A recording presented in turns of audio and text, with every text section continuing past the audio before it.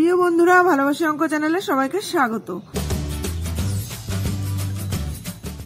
আজ আমরা ক্লাস 10 এর ম্যাথ অর্থাৎ যারা এবার মাধ্যমিক পরীক্ষা দেবে তাদের জন্য এবিটিএ মাধ্যমিক টেস্ট পেপার 2023 and 24 এর সাজেশন পেজ অর্থাৎ পেজ নাম্বার 1060 5 দাগের পাটিগণিতের অঙ্কগুলো সলভ করব। পার্ট 4 এ আমরা 4 দাগ পর্যন্ত কমপ্লিট করেছি, আজ 5 দাগ শুরু করছি। তো যারা আমার ক্লাসে আজ নতুন জয়েন করেছে তারা আগের ক্লাসগুলি ডিসক্রিপশন বক্সে দেওয়া প্লেলিস্টের লিংক থেকে দেখে নিও, আর পরবর্তী ক্লাসগুলি কন্টিনিউ করার জন্য অবশ্যই চ্যানেলটিকে সাবস্ক্রাইব করে নিও। শুরু করছি 5 এর 1 নম্বর।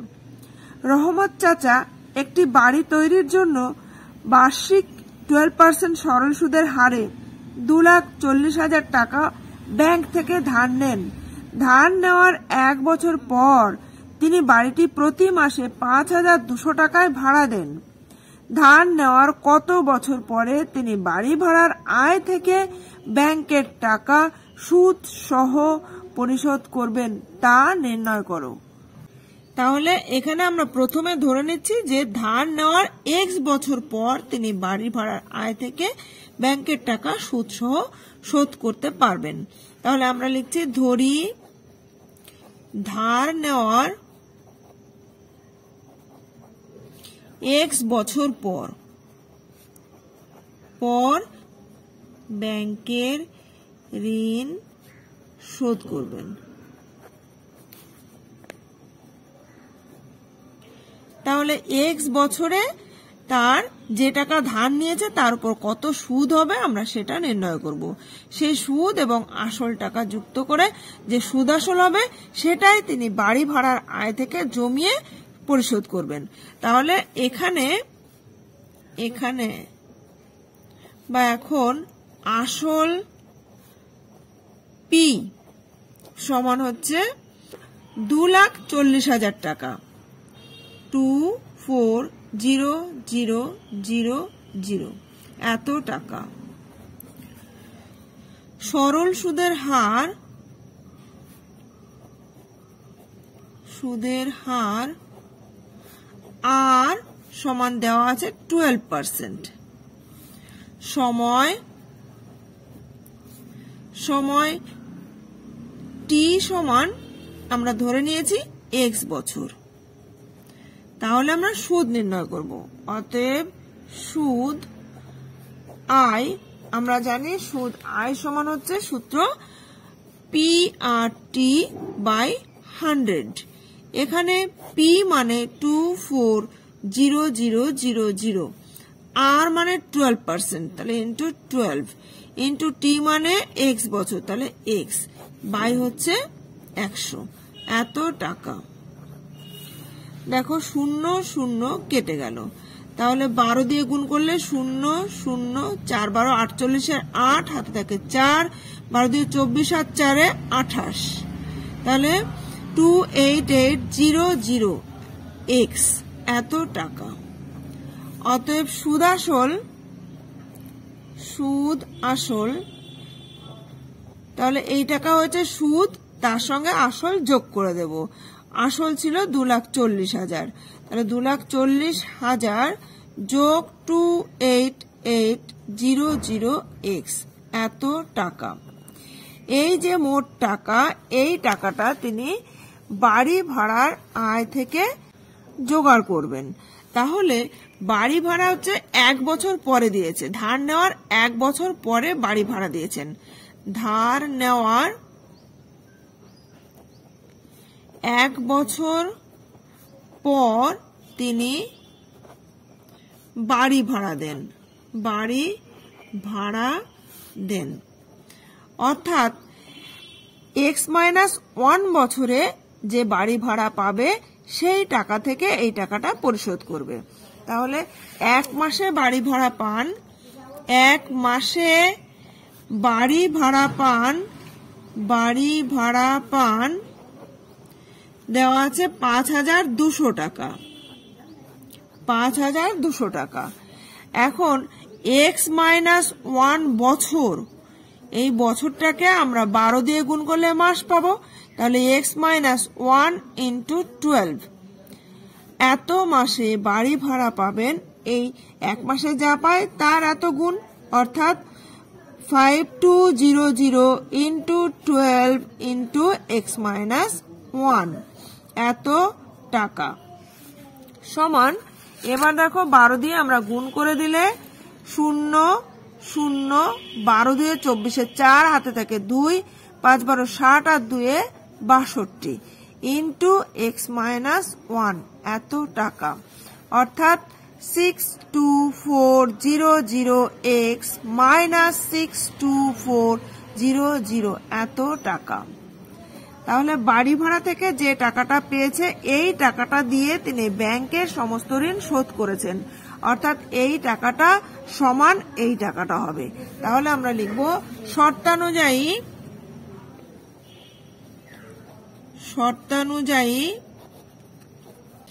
240000 প্লাস 28800x সমান 62400x মাইনাস 62400।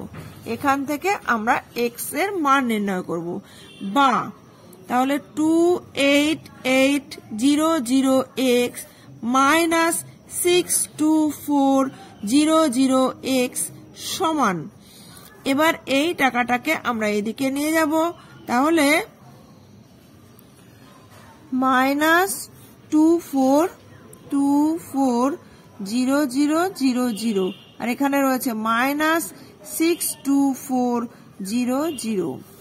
এবার দেখো এখানে 28800 থেকে বিয়োগ করতে হচ্ছে 62400, এটার আগে বড়টার আগে মাইনাস চিহ্ন রয়েছে, তাই মাইনাস, এখানে 0 0, 8 আছে কত হলে 14 হবে 6, হাতে থাকে 1, 8 রাকে 9 আছে কত হলে 12 হবে 9, 10 11 12 3, হাতে থাকে 1, 2 রাকে 3, 3 আছে কত হলে 6 হবে 3, 33600 এত x সমান।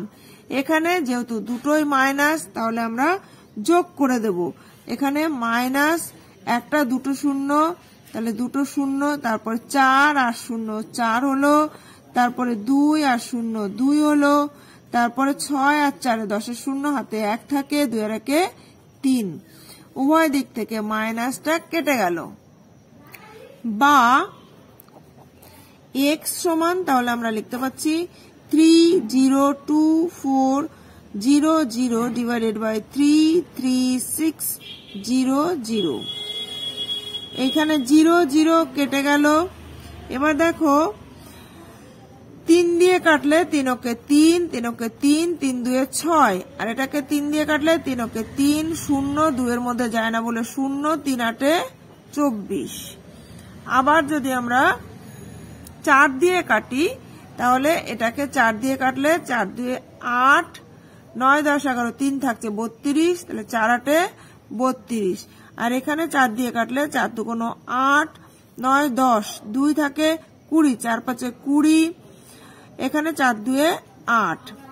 এবার যদি আমরা আবার 4 দিয়ে কাটি তাহলে 4 7 28, এটাকে 4 দিয়ে কাটলে 4 6 24, 1 থাকে 12, 4 3 12 63। এবার যদি আমরা 7 দিয়ে কাটি তাহলে 7 9 63, অর্থাৎ আমরা পেলাম 9। সুতরাং আমরা লিখে দেব x সমান 9, অর্থাৎ উত্তর লিখব ধার নেওয়ার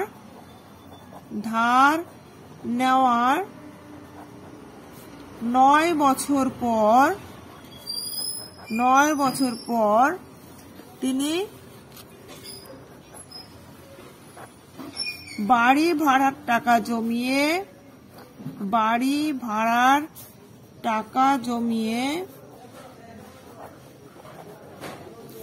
ব্যাংকের ঋণ সুদ সহ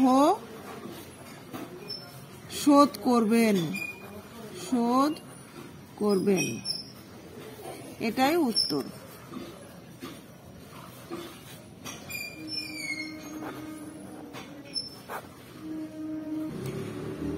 এরপর 2 নম্বর প্রশ্ন দেখো, রমেন বাবু মোট 3,70,000 টাকা 3টি ব্যাংকে জমা রাখেন। 3টি ব্যাংকের বার্ষিক সরল সুদের হার যথাক্রমে 4%, 5% এবং 6%। 1 বছর পর তার 3টি ব্যাংকে মোট সুদের পরিমাণ সমান হয়। তিনি 3টি ব্যাংকে কত টাকা জমা রেখেছিলেন তা নির্ণয় করো। তাহলে আমরা ধরে নেব যে তিনি 3টি ব্যাংকে যথাক্রমে X টাকা, Y টাকা ও Z টাকা রেখেছিলেন। ধরি তিনি 3টি ব্যাংকে যথাক্রমে X টাকা, Y টাকা ও Z টাকা জমা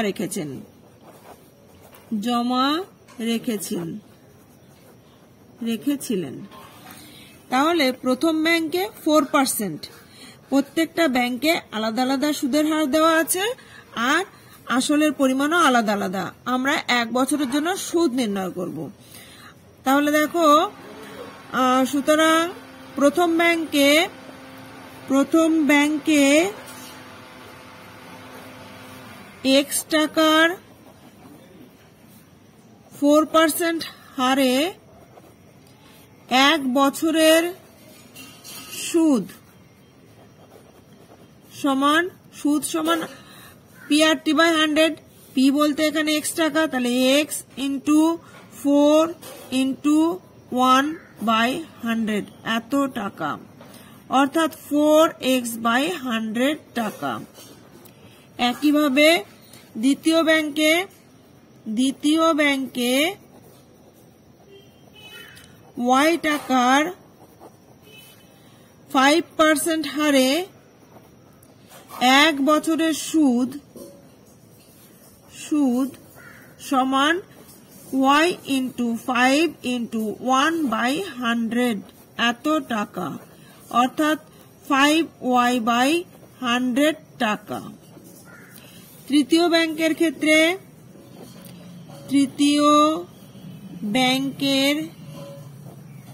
ক্ষেত্রে Z টাকার 6% হারে 1 বছরের সুদ সমান Z ইন্টু 6 ইন্টু 1/100 এত টাকা, অর্থাৎ 6z/100 টাকা।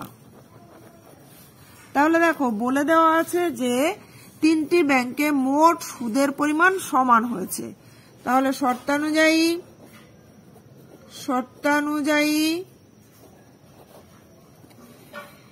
4x/100 সমান 5y/100 সমান 6z/100। এখন যেহেতু 3টে সমান, নিচে দিয়ে আমরা তাহলে 100 কেটে দিতে পারি, বা 4x সমান 5y সমান 6z, এটা সমান আমরা k ধরে নিচ্ছি, k ধরি। তাহলে এখান থেকে আমরা লিখতে পাচ্ছি, সুতরাং 4x সমান k বা x সমান k/4। একইভাবে 5y সমান k, তাহলে আমরা লিখতে পারি y সমান k/5। আবার 6z সমান k, তাহলে আমরা লিখতে পারি z সমান k/6। এবার দেখো, এই 3টেকে যদি যোগ করে দিই তাহলে আমরা লিখতে পাচ্ছি, সুতরাং x plus y plus z সমান হচ্ছে k/4 plus k/5 plus k/6। এখন আমাদের প্রশ্নে দেওয়া আছে, দেখো, মোট তিনি 3,70,000 টাকা রেখেছিলেন। তো আমরা ধরে নিয়েছি 3টে ব্যাংকে আলাদা আলাদা করে X, Y ও Z টাকা রেখেছেন, অর্থাৎ X plus Y plus Z এই 3টে সমষ্টি হচ্ছে 3,70,000। তাহলে আমরা লিখতে পারি, বা 3,70,000 সমান, এখান থেকে k কমন নিলে 1/4 প্লাস 1/5 প্লাস 1/6, বা 370,000 সমান k ইন্টু, এদের লসাগু নিলে এখানে 4, 5 আর 6 লসাগু নিলে লসাগু হবে 60। 4 দিয়ে 60কে ভাগ করলে 15, 4 15 60, তাহলে 15কে 15, যোগ 5 দিয়ে 60কে ভাগ করলে 12, যোগ 6 দিয়ে 60কে ভাগ করলে 10, বা 3700000 সমান কে ইন্টু, এখানে উপরে যোগ করছি দেখো 5 আর 2 এর 7, 1 1 আর 1 যোগ করলে 3, তাহলে 37/60, বা এখানে আমরা 60 দিয়ে গুণ করলে 3700000 ইন্টু 60/37 সমান হচ্ছে কে। তাহলে দেখো 37 দিয়ে কাটলে এখানে 1 1 2 3 4, 1 2 3 4, বা 60 এর সঙ্গে গুণ করলে তাহলে মোট 5টা শূন্য হচ্ছে 1 2 3 4 5 সমান হচ্ছে কে। অর্থাৎ কে এর মান আমরা পেলাম 6 লক্ষ। তাহলে x সমান আমরা দেখেছিলাম, দেখো x সমান k/4, y সমান k/5 এবং z সমান k/6। তাহলে আমরা লিখব সুতরাং x সমান k/4 সমান হচ্ছে 600000, বাই হচ্ছে 4, 4 দিয়ে 4 15 60, 1 2 3 4, 1 2 3 4, অর্থাৎ 1.5 লাখ টাকা এত। আর y সমান হচ্ছে k/5, তাহলে আমরা লিখছি 60 এর পরে 4টে শূন্য 3 4, বাই হচ্ছে 5, তাহলে 5 12 60, 1 2 3 4, 1 2 3 4, অর্থাৎ 1,20,000 টাকা। আর z সমান হচ্ছে k/6, k/6 সমান 1 2 3 4 5, বাই হচ্ছে 6, 6 দিয়ে 6কে 6, 1 2 3 4 5, 1 2 3 4 5, অর্থাৎ 1 লাখ টাকা। উত্তর লিখব সুতরাং তিনি তিনটি ব্যাংকে যথাক্রমে 1.5 লাখ টাকা, 1,20,000 টাকা ও 1 লাখ টাকা এত টাকা জমা রেখেছিলেন, এটাই উত্তর। এরপর 3 নম্বর অঙ্ক দেখো, বার্ষিক চক্রবৃদ্ধি সুদের হার কত হলে 2 বছরে 10,000 টাকার সমূল চক্রবৃদ্ধি 11,664 টাকা হবে তা নির্ণয় করো। এটা খুব সহজ অঙ্ক। আমরা এখানে লিখছি, ধরি বার্ষিক চক্রবৃদ্ধি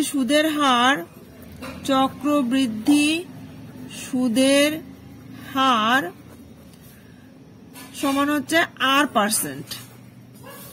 সময় দেওয়া আছে, সময় চক্রবৃদ্ধি সুদের ক্ষেত্রে আমরা n দ্বারা প্রকাশ করি, তাহলে n সমান 2 বছর। আর আসল p সমান 10,000 টাকা। অতএব সমূল চক্রবৃদ্ধি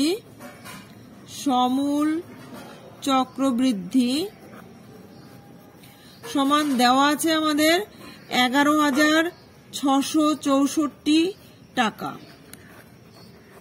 তো আমরা সমূল চক্রবৃদ্ধির সূত্র জানি, p × 1 + r/100⁴ সমান, তাহলে এখানে আমাদের দেওয়া আছে 11664, বা p এর মান দেওয়া আছে 10,000 × 1 + r এর মান দেওয়া নেই, তাই r/100⁴ এর মান দেওয়া আছে 2 সমান 11664, বা 1 + r/100 তার হোল স্কয়ার সমান আমরা লিখতে পারি 11664 বাই হচ্ছে 10000।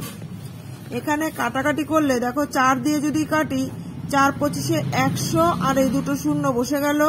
4 দিয়ে 4 দুগুণ 8, 9 10 11, 3 থাকে 36, 4 নং 36, 4 অক্ষে 4, 5 6 2, তাহলে 24 হচ্ছে, 4 6 24। আবার 4 দিয়ে কাটলে দেখো 4 6 24, 1 থাকে 10, তাহলে 4 2 8 9 10, 2 থাকে 20, 4 5 20। আর এখানে 4 দিয়ে কাটলে 4 7 28, 1 থাকে 11, 4 2 8, 3 থাকে 36, 4 নং 36। তাহলে আমরা পেলাম বা 1 প্লাস r বাই 100 তার হোল স্কোয়ার সমান হচ্ছে 729 বাই 625। 1 প্লাস r বাই 100 তার হোল স্কোয়ার সমান, আমরা জানি যে 729 হচ্ছে 27 বর্গ সংখ্যা আর 625 হলো 25 বর্গ সংখ্যা, তাই এটাকে লেখা যায় 27 বাই 25 তার হোল স্কোয়ার। উভয় দিকে যদি এবার আমরা বর্গমূল করে দিই তাহলে 1 প্লাস r বাই 100 সমান পাচ্ছি 27 বাই 25 বা r বাই 100 সমান 27 বাই 25 মাইনাস 1 বা r বাই 100 সমান এখানে 25 লসাগু নিলে 27 মাইনাস 25 দিয়ে 100 কে কাটলে 4 25 100, তাহলে আমরা লিখতে পাচ্ছি r বাই 4 সমান 2 বা r সমান 4 2 8, অর্থাৎ চক্রবৃদ্ধি সুদের হার 8%। তাহলে আমরা লিখব, সুতরাং নির্ণেয় চক্রবৃদ্ধি সুদের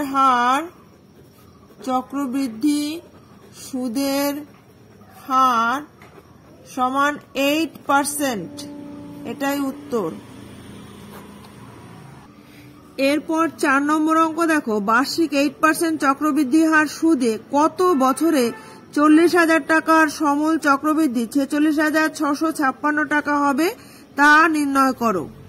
এই অঙ্কটিও কিছুটা 3 নম্বর অঙ্কের মতোই, এখানে সময় নির্ণয় করতে হবে, তাই আমরা ধরে নেব ধরি সময়, যেহেতু চক্রবৃদ্ধি সুদের অঙ্ক তাই আমরা এখানে সময় সমান n বছর ধরে নেব।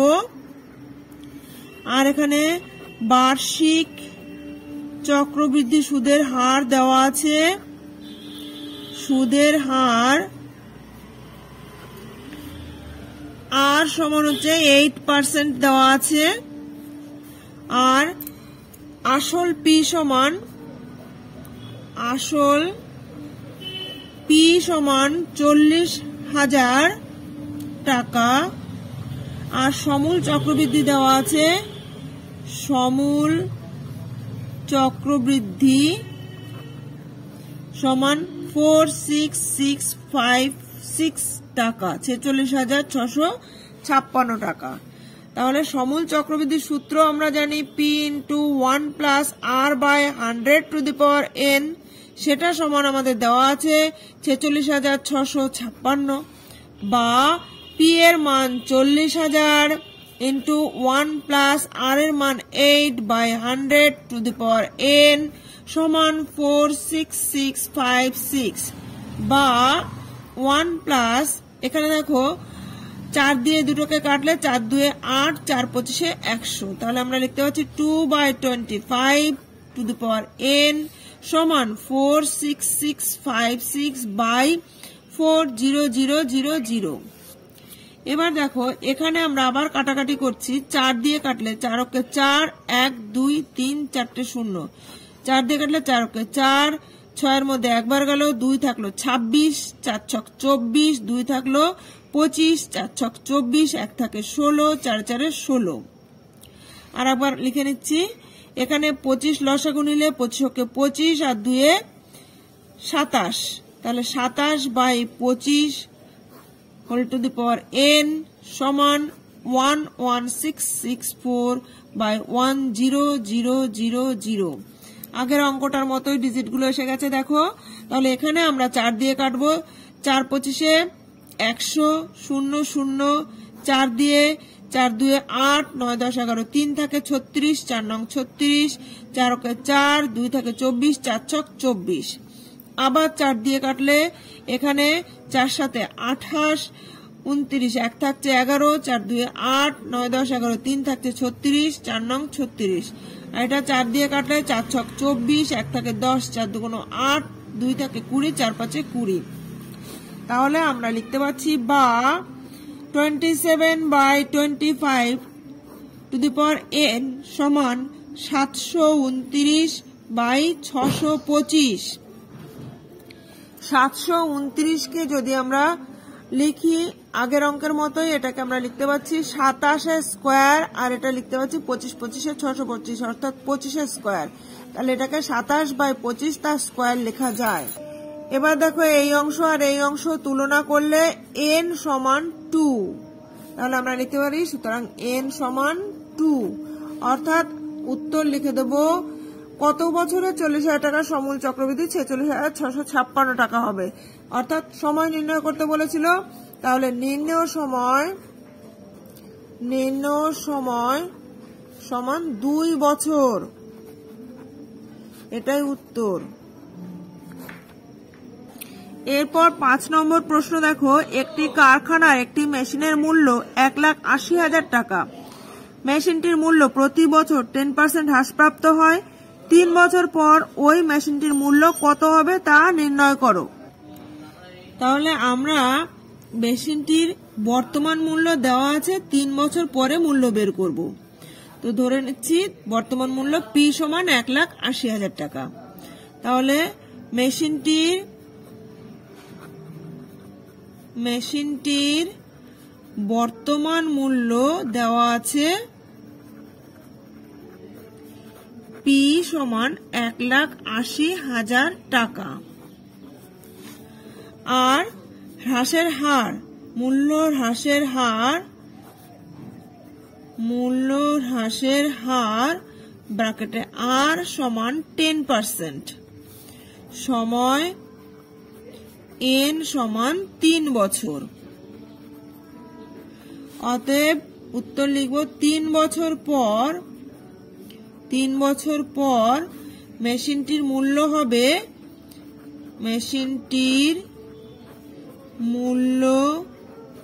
হবে কমে যাবে, তাই মাইনাসের সূত্র, অর্থাৎ P × 1 - R/100 two the power n, এখানে n বলতে 3 বছর। তাহলে এখানে আমরা লিখছি P এর মান হচ্ছে 1,80,000 ইন্টু 1 - R এর মান হচ্ছে 10/100 টু দি পাওয়ার n এর মান হচ্ছে 3। এই 0 0 কেটে গেল, সমান তাহলে 1,80,000 ইন্টু 1 - 1/10 তার হোল কিউব সমান 1,80,000 ইন্টু 10 বিয়োগ 1, তাহলে 9 তার কিউব আছে, তাই আমরা 3 বার লিখছি 9 ইন্টু 9 এখানে আমরা এত টাকা লিখব, টাকা, এটা টাকা। এখানে একটা শূন্য কেটে গেল, এই শূন্যর সঙ্গে শূন্য কেটে গেল, এই শূন্যর সঙ্গে শূন্য কেটে গেল।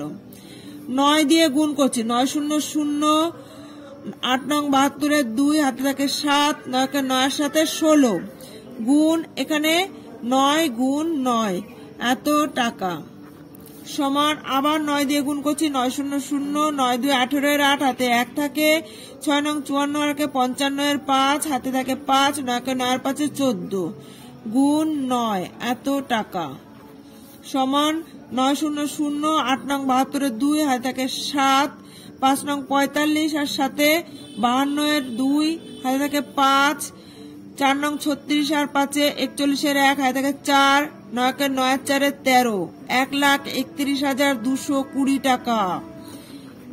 মেশিনটির দাম 3 বছর পরে হবে 1,31,220 টাকা, এটাই উত্তর। এরপরে 6 দাগের অঙ্ক দেখো, 3 বন্ধু যথাক্রমে 8,000 টাকা, 10,000 টাকা এবং 12,000 টাকা সংগ্রহ করে এবং ব্যাংক থেকে কিছু টাকা ধার নিয়ে একটি ব্যবসা শুরু করে। বছরের শেষে তারা দেখলেন 13,400 টাকা লাভ হয়েছে। সেই টাকা থেকে ব্যাংকের কিস্তি 5,000 টাকা শোধ দেওয়ার পর বাকি টাকা তারা মূলধনের অনুপাতে ভাগ করে নিলেন। লভ্যাংশ থেকে কে কত টাকা পাবেন তা নির্ণয় করো। তাহলে যে টাকাটা তাদের লাভ হয়েছে এই লাভের টাকা থেকে তারা সরাসরি 5,000 টাকা কিস্তি দিয়ে দেবে। দেওয়ার পর বাকি যে টাকাটা থাকবে সেই টাকাটা তারা মূলধনের অনুপাতে ভাগ করে নেবে। তো প্রথমে আমরা মূলধনের অনুপাত বের করে নিচ্ছি। 3 বন্ধুর মূলধনের অনুপাত, 3 বন্ধুর মূলধনের অনুপাত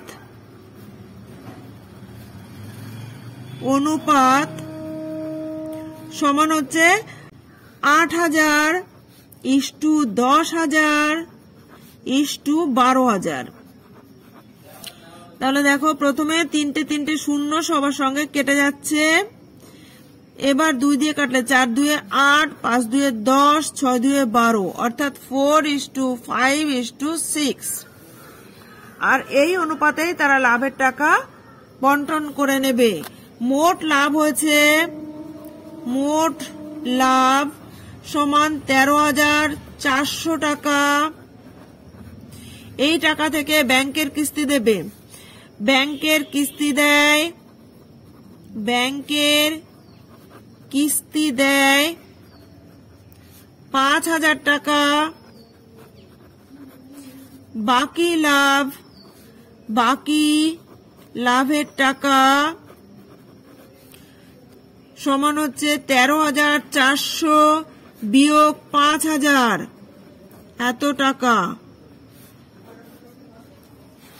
বিয়োগ করলে 0 0 4, 5 আছে কত হলে 13 হবে, 8 5 13, 8,400 টাকা। এই টাকাটা তারা মূলধনের অনুপাতে ভাগ করে নেবে। এই টাকা মূলধনের অনুপাতে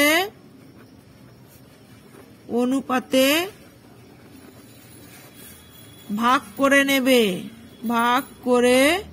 নেবে। তাহলে এই টাকা থেকে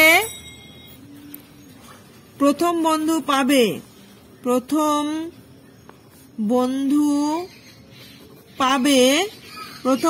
পাবে দেখো মোট তাদের কাছে লাভের টাকা আর বাকি আছে 8,400 টাকা। তার আনুপাতিক ভাগাহার হচ্ছে 4:5:6। তাহলে আনুপাতিক ভাগাহার হবে 4/4 + 5 + 6, অর্থাৎ 4/4 + 5 + 6, এত টাকা সমান 8400 × 4/5 আর 4 9, 9 আর 6 15। এবার এখানে কাটাকাটি করছি আমরা। 5 দিয়ে 3 5 15, 5 দিয়ে 5 5, 3 থাকে 34, 5 6 30, এখানে 4 থাকে 40, 5 8 40, 0, 6 আর 1 7, 8 এর সাথে 15, তাহলে 3 দ্বারা বিভাজ্য হচ্ছে। 3 দিয়ে 3 5 15, 1 থাকে 18, 3 6 18, 0, 560 × 4 টাকা। 4 দিয়ে 4 0 0, 4 6 24, 4 হাতে থেকে 2, 4 5 20 আর 2 22, 2,240 টাকা। এবার আমরা বের করব দ্বিতীয় বন্ধুর টাকা। তাহলে দ্বিতীয় বন্ধু পাবে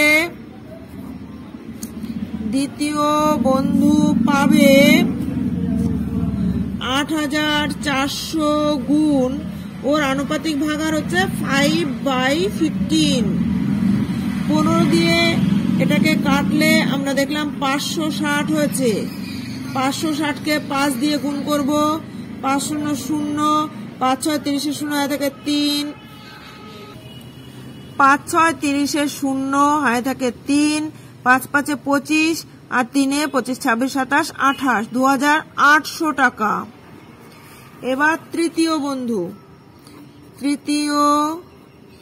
বন্ধু পাবে মোট লাভের থেকে ব্যাংকের কিস্তি দেওয়ার পরে বাকি লাভ ছিল তাদের 8,400 টাকা। তার আনুপাতিক ভাগাহার হচ্ছে 6/15, এত টাকা। 15 দিয়ে এটাকে কাটলে আমরা দেখেছি 560 হয়েছে। এবার একে 6 দিয়ে গুণ করছি, 0 6 6 36 6 হাতে থাকে 3, 5 6 30 আর 3 33, 3,360 টাকা। তাহলে এই তিনটেই হচ্ছে উত্তর। আজ তাহলে পাটিগণিত অঙ্ক কমপ্লিট হলো। এর পরের পার্টে আমরা বীজগণিতের অঙ্কগুলো করব। তো পরে ক্লাসগুলো কন্টিনিউ করার জন্য এখনো যারা চ্যানেলটিকে সাবস্ক্রাইব করেনি তারা অবশ্যই চ্যানেলটিকে সাবস্ক্রাইব করে নিও এবং পাশে থাকা বেল আইকনে অল বাটনটি প্রেস করে দিও, যাতে আমি ভিডিও আপলোড করার সঙ্গে সঙ্গে তোমাদের কাছে নোটিফিকেশন পৌঁছে যায়। ভালো লাগলে একটা লাইক করে দিও, বন্ধুদের মধ্যে বেশি বেশি করে শেয়ার করে দিও। কোথাও বুঝতে অসুবিধা হলে বা ভিডিওটি কেমন লাগলো কমেন্ট করে জানিও।